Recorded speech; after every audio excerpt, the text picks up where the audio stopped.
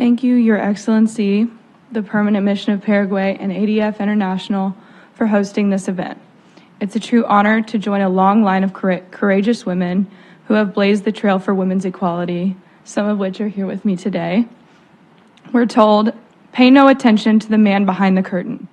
Or for female athletes, pay no mind to the man who finishes ahead of you on your women's sports team or on the opposing team.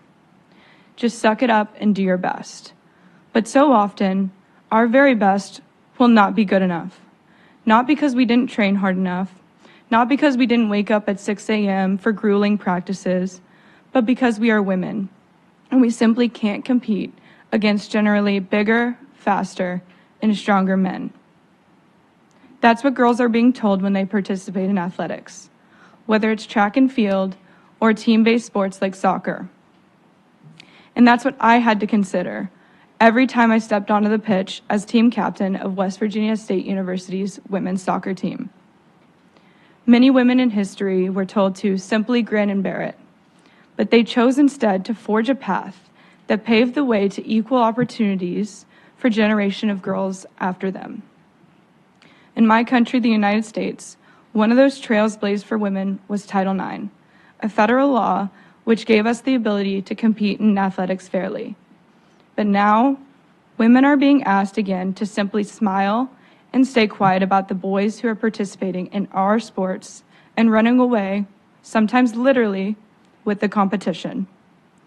Rather than accept this as our reality, I decided to take action to defend fairness and safety for female athletes. I grew up in the state of Kentucky, and playing soccer was the air I breathed. We were a soccer family to our core. I've been kicking the ball around almost as long as I've been able to walk.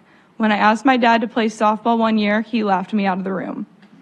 My brothers played soccer. My dad was an All-American soccer player and is in the Soccer Hall of Fame at his college, and he was my soccer coach. In college, I served as team captain for the women's soccer team, and I'm currently pursuing law at Stetson University College of Law. West Virginia has a law that ensures that only biological women can compete in women's sports. Yet during my time at WVSU, I began to hear stories of women getting sidelined and even getting hurt while competing against males in women's sports. In just the last 3 years, the one male athlete who has been allowed to compete against girls in West Virginia has already displaced nearly 300 girls, and that's just one athlete. So with the legal help of Alliance Defending Freedom, I decided to join a lawsuit to defend West Virginia's women's sports law. A district court upheld West Virginia's law and said it was constitutional and consistent with Title IX.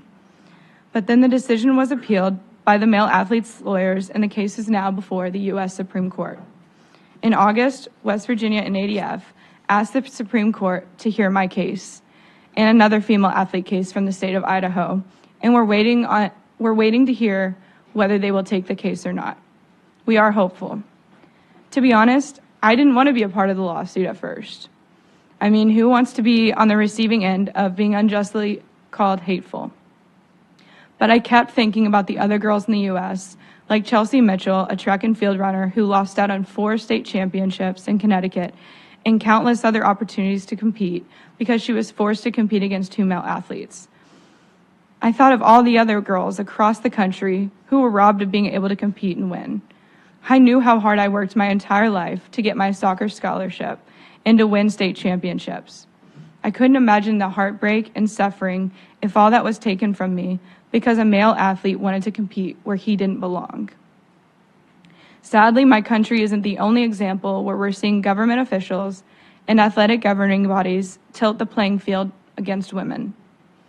Changes in law and policies that erode female sports categories are devastating to women's sports, but not just sports.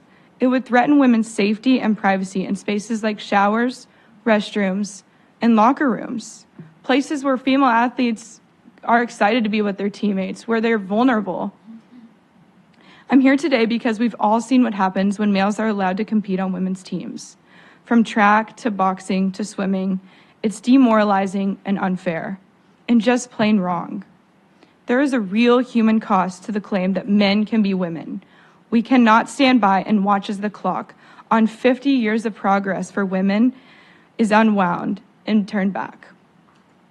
Women and girls should know that their privacy and dignity are protected when they enter their locker rooms, restrooms, and hotel rooms.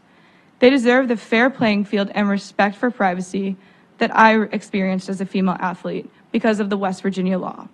Every girl deserves that respect. Sport is so empowering for girls when it's fair. Being involved in athletics teaches us about ourselves, how to have self-confidence, character, and overcome obstacles. And after the enactment of Title IX, female athletes are much more likely to be leaders, CEOs, and reach positions of influence. Allowing males into our sports negatively affects these experiences, along with our success. Across the globe, our laws must reflect the truth that there are differences between the two sexes.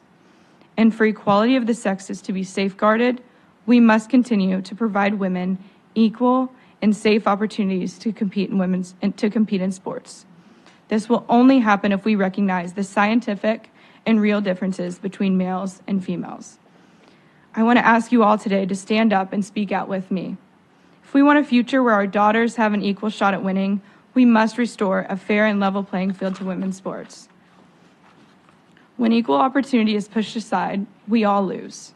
When a challenge comes our way, us women aren't afraid to use our voices so that the girls running closely behind us have a chance to shine.